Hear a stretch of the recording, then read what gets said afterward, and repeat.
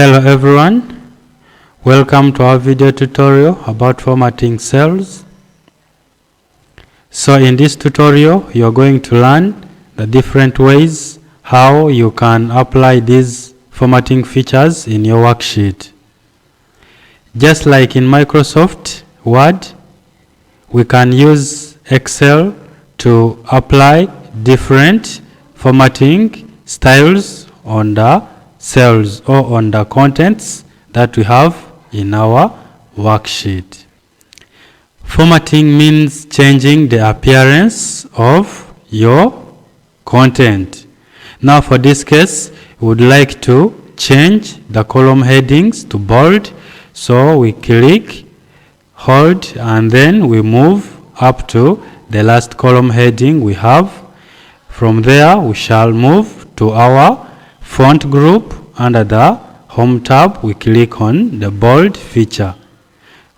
So here we have our column headings already thick. We can also continue and increase the font size for our column headings. This can be done using this feature or this one. So we want the column headings to be under font 16. So we can click on this feature. As you're clicking, you will see on this font size box also the font size increasing. So when I click once more, we have 14, and then the last click makes it 16. The same will happen to your content in the worksheet. We can also continue and change the font color for our column heading by going to the font color tool.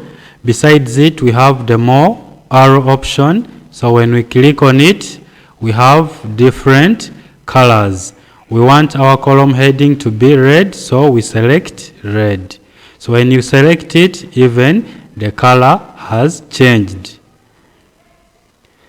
Our column headings are left aligned.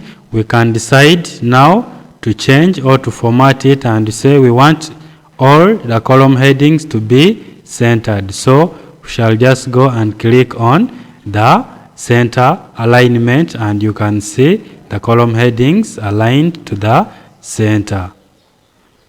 Still on our column headings, if we look under this column of average, you see the text is not fitting there well. So to make it fit well, we just double click on this column border to widen this column. So double click. When you double click, now we have average also fitting in that column. We can further say we want to add there the fill color. So with fill color, we want it to go under this column of average. So we select the average column, click, hold, and then move downwards. Then we shall go under the fill color option. We want it to be purple, so we look for the purple color.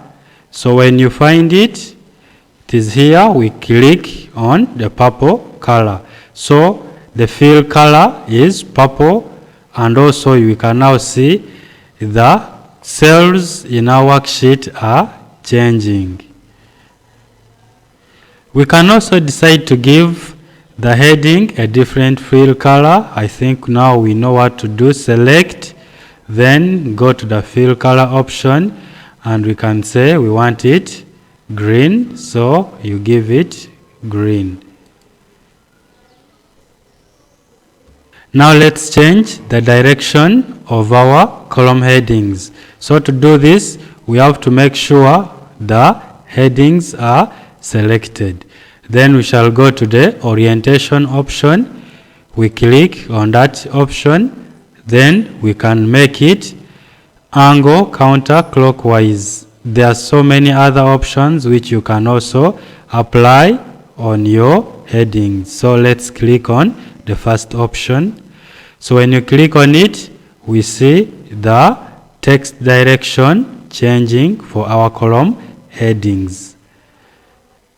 It is always important to add borders to the cells or to your worksheet so that when it is printed, everything is well arranged. So to do that, we make sure we select all the contents.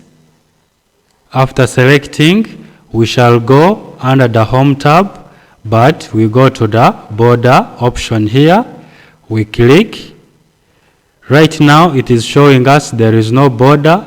Now we want all border, so we say all borders. We click on it. When you click on all borders, you can even see now we have lines drawn in between the cells.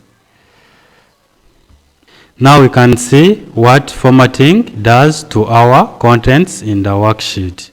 We can click aside to remove that selection. There are a lot of other formatting features that you can use to work with your cells in the worksheet.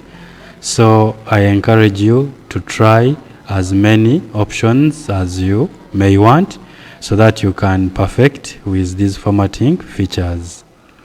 That's it for now. See you in our next tutorial.